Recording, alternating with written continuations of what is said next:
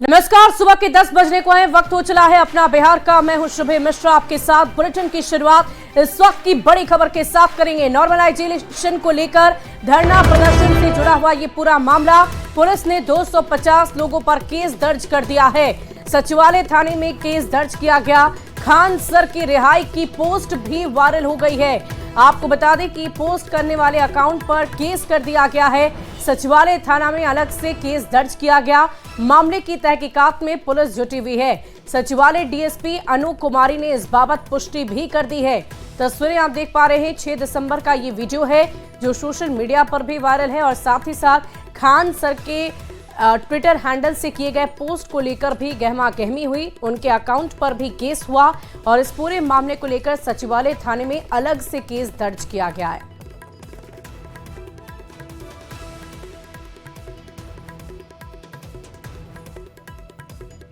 तो नॉर्मलाइजेशन को लेकर प्रदर्शन से जुड़ा हुआ ये पूरा मामला, राजधानी पटना से ये बड़ी खबर आपको बता रहे हैं। 250 लोगों पर केस दर्ज किया गया है और इस पूरे मामले को लेकर सचिवालय थाने में अलग से केस दर्ज किया गया है। आपको बता दें कि इससे पहले खान सर के ट्विटर हैंडल एक्स से जो पोस्ट हुआ था उसको लेकर भी केस दर्ज किया गया और एक बार फिर से ये नया केस सचिवालय थाने में दर्ज किया गया है। और देर रात करीब 1 बजे कई कोचिंग के शिक्षक अस्पताल पहुंचे। उन्होंने खान सर से मुलाकात की और खान सर की स्थिति को देखकर शिक्षक थोड़े भावुक नजर आए। खान सर ने इस दौरान शिक्षकों को अपनी स्थिति के बारे में पूरी जानकारी दी।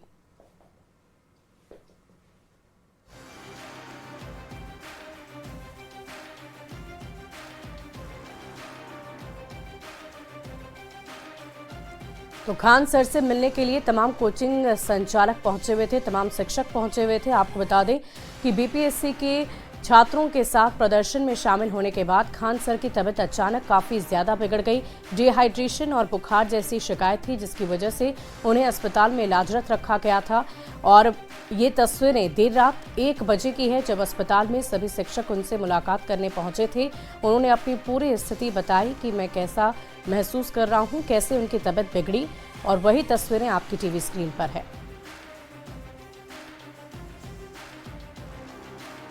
और इन सब के बीच तेजस्वी यादव का बड़ा बयान आ गया है। बीपीएससी परीक्षा को लेकर उन्होंने बयान दे दिया है। पेपर लीक होने की आशंका जताई है। 13 दिसंबर को होनी है परीक्षा। 70वीं संयुक्त पीटी परीक्षा होनी है। तेजस्वी की बीपीएससी से ये मांग है कि दुरुस्त व्यवस्था के साथ परीक्षा कराई जाए। किसी भी तरह की कोई गड़बड़ी की शिकायत ना हो, इसका खास ख्याल रखा जाए।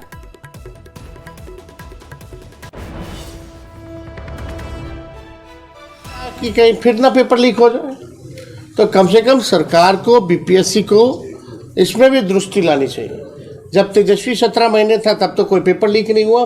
5 लाख लोगों को एक दिन में नियुक्ति पत्र बांटा गया। 3 लाख नौकरी हम लोग जो है प्रक्रियाधीन करा के आए। उसके बाद बताओ क्या सिस्टम रह गया। बढ़ते आगे, पटना में शुक्रवार को बीपीएससी अभ्यर्थियों के प्रदर्शन और छात्रों में भ्रम फैलाने के दावे पर नेता प्रतिपक्ष तेजस्वी यादव ने आयोग पर ही सवाल उठा दिए हैं। तेजस्वी यादव ने कहा है कि लाठीचार्ज के बाद ये कहा जा रहा है भ्रम फैलाया गया है। अगर छात्रों में ये भ्रम फैल रहा था तो आयोग क्या कर रहा था? बीपीएससी ने पहले इस पर कार्रवाई या सफाई क्यों नहीं दी? लाठीचार्ज के बाद बीपीएससी ने नॉर्मलाइजेशन पर स्थिति को क्यों नहीं स्पष्ट किया? तेजस्वी ने नीतीश कुमार पर वंचित छात्रों को मौका देने की भी मांग कर दी है।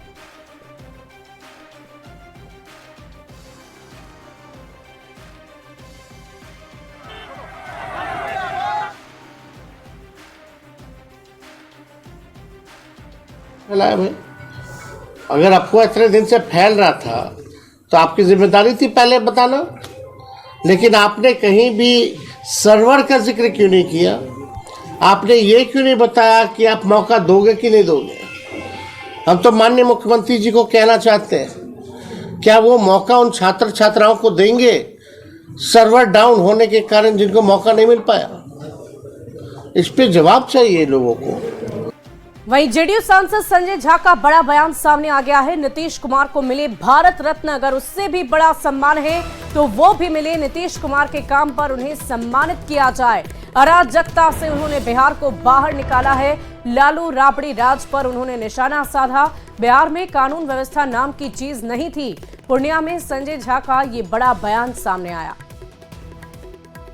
कुमार जी को भारत रत्न या उससे भी बड़ा कोई रत्न है जरूर मिलना चाहिए। बिहार के लोग और देश के लोग जानते हैं बने बनाए चीज को बनाना आसान है, लेकिन जो एक फेल्ड स्टेट था, ये स्टेट फेल कर चुका था। नए लोगों को शायद ध्यान नहीं होगा, जो यंग पत्रकार है वो शायद नहीं कवर किए होंगे, लेकिन जो आप ही में जो पुराने पत्रकार है उसको भी याद होगा पूर्णिया का सीन, कैसे डॉक्टर भाग गए, कैसे उद्योगपति पूर्णिया से भाग गए, कैसे किडनैप हो जाते थे, किसका राजपाट था, कैसे चलता था। एक फेल्ड स्टेट को ठीक करना वो असंभव काम, जिस मैं तो हमेशा कहता हूं लोगों को विश्वास ही नेता पर उठ गया था। वहीं 2025 के विधानसभा चुनाव को लेकर राजनीतिक दलों ने सियासी बिसात बिछानी शुरू कर दी है और इसकी शुरुआत तेजस्वी यादव ने कर दी है, जब उन्होंने घोषणा कर दी कि 200 यूनिट बिजली फ्री के साथ साथ वृद्धावस्था पेंशन भी 1500 रुपए किया जाएगा, जिस पर सत्ता पक्ष ने पलटवार शुरू कर दिया है।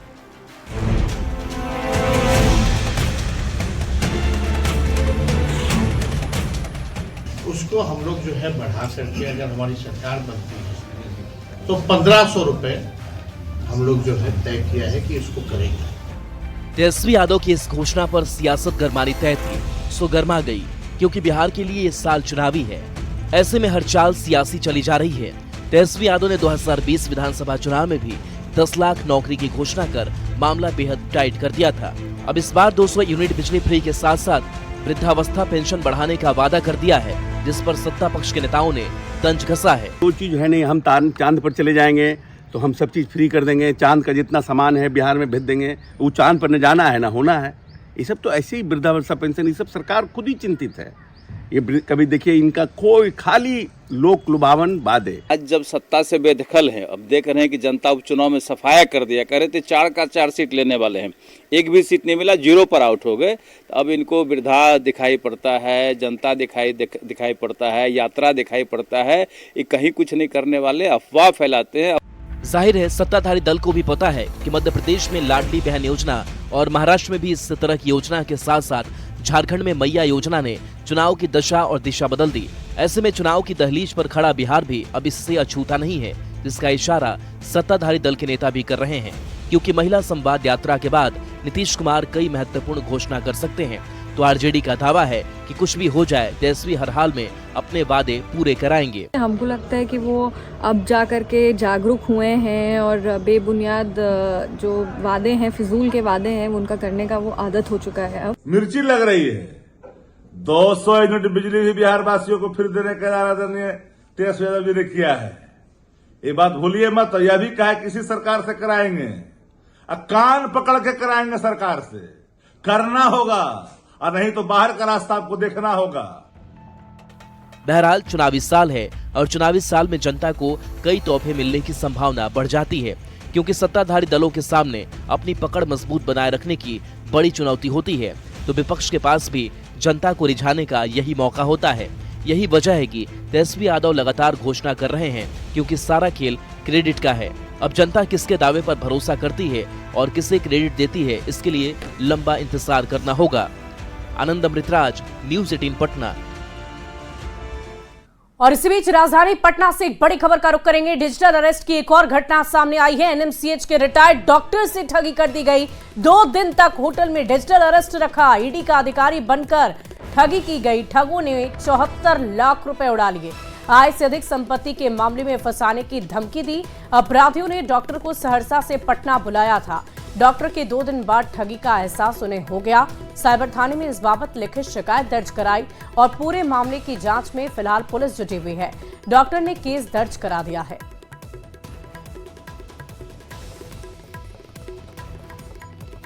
पटना में साइबर क्राइम की घटनाएं लगातार सामने आ रही है। हालांकि साइबर थाने की पुलिस साइबर क्रिमिनल्स के खिलाफ एक्शन ले रही है, लेकिन इसके बावजूद डिजिटल अरेस्ट की घटनाएं लगातार सामने आ रही हैं। एक बार फिर से एक बड़ा मामला सामने आया है।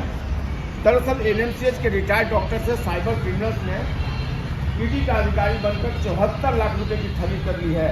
और जो जानकारी मिली है, ये डॉक्टर मूल रूप से सहरसा के रहने वाले हैं और इन्हें साइबर क्रिमिनल्स ने ईडी अधिकारी बनकर फ़ोन किया और उसके बाद अपने खाते में 74 लाख रुपए की जो राशि है वो ट्रांसफ़र करवा ली। ये जो डॉक्टर हैं इन्हें सहरसा से पटना बुलाया गया और 2 दिनों तक जो पटना का एक होटल है उसमें डिजिटल अरेस्ट रखा गया और इसी दौरान उनके खाते से 74 लाख रुपए की राशि जो साइबर क्रिमिनल्स हैं उन्होंने निकाल ली। और इसके बाद 2 दिनों के बाद जो डॉक्टर हैं उन्हें एहसास हुआ कि उनसे ठगी कर ली गई है। इसके बाद जो साइबर थाना की तस्वीर हम आपको दिखा रहे हैं, इसी साइबर थाने में जो डॉक्टर हैं एमसी के रिटायर्ड डॉक्टर वो पहुंचे और उन्होंने इस पूरे मामले को लेकर यहाँ केस दर्ज करवाया है। साइबर थाने की पुलिस इस पूरे मामले की जांच कर रही है। पटना यूनिवर्सिटी की एक रिटायर्ड महिला प्रोफेसर से 3 करोड़ रुपए से अधिक की ठगी हो गई है। लोधीपुर के एक 62 साल के बुजुर्ग से 44 लाख रुपए की ठगी हो गई है और ये तीसरा मामला है जिसमें 74 लाख रुपए की भारी भरकम राशि ठगी हुई है। हालांकि इस पूरे मामले में साइबर थाने की पुलिस अब छानबीन में जुट गई है।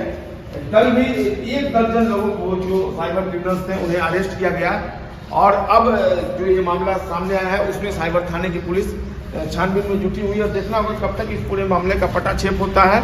लेकिन जिस तरीके से ये घटनाएं हो रही हैं, न्यूज़ 18 की ये अपील है कि आप साइबर क्रिमिनल से बचें। वो तरह तरह के से कभी सीबीआई का अधिकारी बनकर, कभी ईडी का अधिकारी बनकर, कभी इनकम टैक्स का अधिकारी बनकर आपसे इसी तरीके से धोखाधड़ी करेंगे और आपकी जो गाढ़ी मेहनत की कमाई है उसको ठग लेंगे। जागरूकता ही बचाव है, इस बात को हमें कभी नहीं भूलना चाहिए। संजय कुमार, न्यूज़ 18 पटना।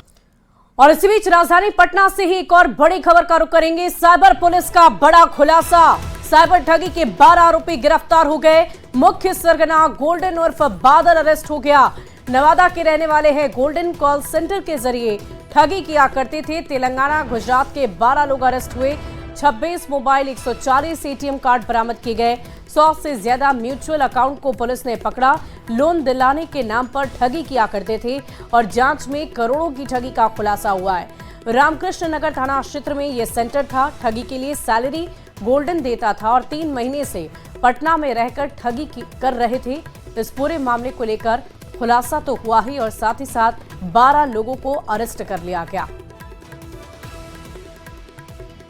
ये जो गिरोह का काम यही चलता था कि ये जो सोशल मीडिया साइट्स पे लोन देने के नाम पे ऐड डाल देते थे और उस पर मोबाइल नंबर भी देते थे। उसके बेसिस पे जो एक कॉल सेंटर इधर सेटअप करके ये चला रहा था, जिसमें अन्य स्टेट से भी लोग शामिल होते थे। इन लोगों का मेन टारगेट बाहर के जो अन्य स्टेट्स के जो पब्लिक हैं उन लोगों को टारगेट करके अपना अपना जो लोकल लैंग्वेजेस है उस पर ऐड सोशल मीडिया साइट्स पे डाल देते थे। बढ़ते आगे, भोजपुर जिले की आरा साइबर थाना पुलिस ने एटीएम कार्ड बदलकर अवैध निकासी करने वाले एक गैंग की मास्टरमाइंड सहित 2 सदस्यों को गिरफ्तार कर लिया है। पकड़े गए आरोपी के घर से 50,000 नगद सहित ठगी के पैसे से खरीदे गए सामान भी बरामद हुए। पुलिस ने इनके घर से 8 मोबाइल, 4 एटीएम कार्ड, कई चेकबुक, पासबुक बरामद किए। ये शातिर ठग सोने चांदी में पैसे निवेश करते थे। अवैध निकासी करके एटीएम को फिर फेंक देते हैं और इनके द्वारा जो है अवैध निकासी करने के बाद जो है अपना जो पैसा जो है, जैसे मुकेश कुमार है, ये बेटिंग ऐप में लगाता था और वहाँ से भी पैसे कमाता था। पैसे वहाँ पे जो भी उसका ये था तो बेटिंग ऐप करता था, SG बेटिंग ऐप पे। अगली खबर मोतिहारी से, जहां पुलिस ने अरेराज, रक्सौल और मोतिहारी सेंट्रल इलाके में छापेमारी कर भारी मात्रा में देसी शराब जब्त कर ली है। पुलिस की कार्रवाई में 11,500 लीटर से ज्यादा अर्धनिर्मित देसी शराब जब्त हुई है। पुलिस ने इस दौरान देसी शराब बनाने की 15 से ज्यादा भट्टियों को नष्ट कर दिया है। शराब माफिया के खिलाफ लगातार पुलिस का एक्शन जारी है।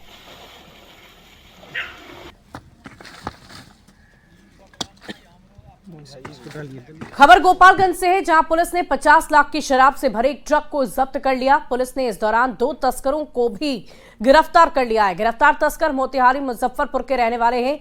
सीधवलिया थाने की पुलिस ने बरहीमा टोल टैक्स के पास कार्रवाई की है। जब्त ट्रक से 3,483 लीटर शराब बरामद हुई।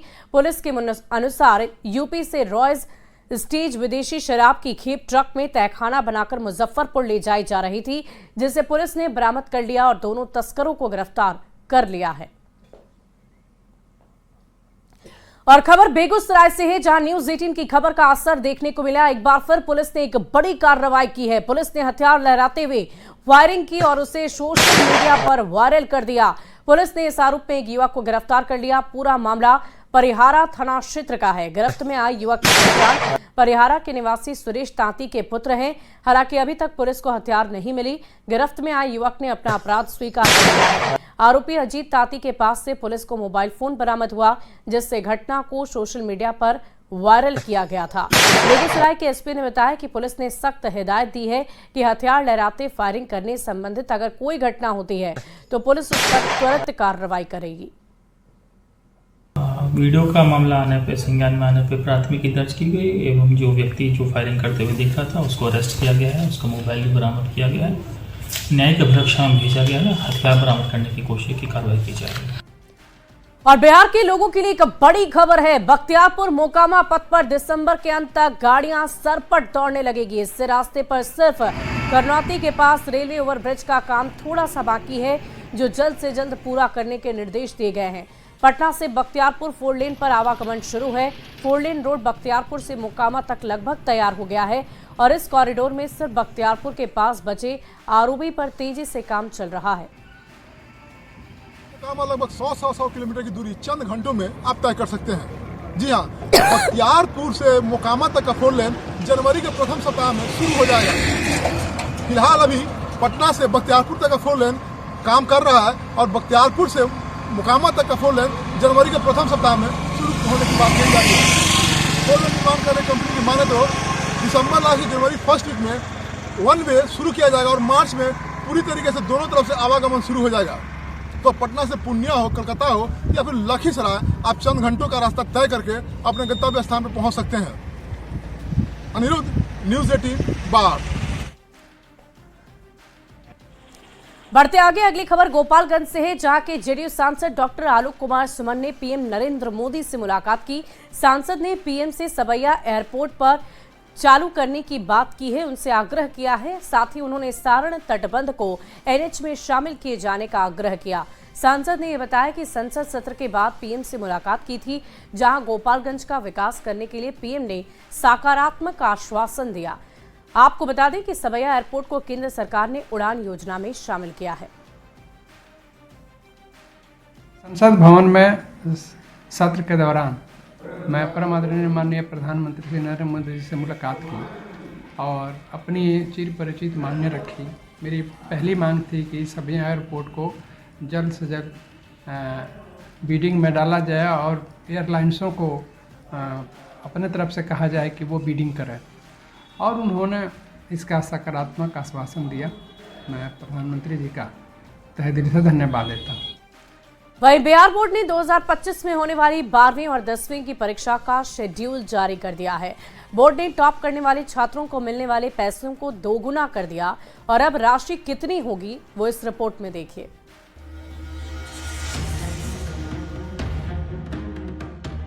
1 फरवरी से 15 फरवरी तक इंटरमीडिएट की परीक्षा होगी और 17 फरवरी से 25 फरवरी तक मैट्रिक का एग्जाम होगा। मार्च अप्रैल में रिजल्ट जारी होगा और इसके बाद सप्लीमेंट्री और विशेष परीक्षा ली जाएगी। मई जून में सप्लीमेंट्री परीक्षा का भी रिजल्ट जारी किया जाएगा। ये जानकारी बिहार बोर्ड की ओर से दी गई है। परीक्षाओं का परीक्षा फल का प्रकाशन मार्च अथवा अप्रैल 2025 तक करने का लक्ष्य रखा गया है। बिहार बोर्ड ने 2025 में होने वाली 12वीं और 10वीं की परीक्षा का शेड्यूल जारी कर दिया है। इंटर परीक्षा के लिए 12,89,601 अभ्यर्थियों ने फॉर्म भरा। वहीं मैट्रिक परीक्षा में 15,81,089 फॉर्म भरा गया।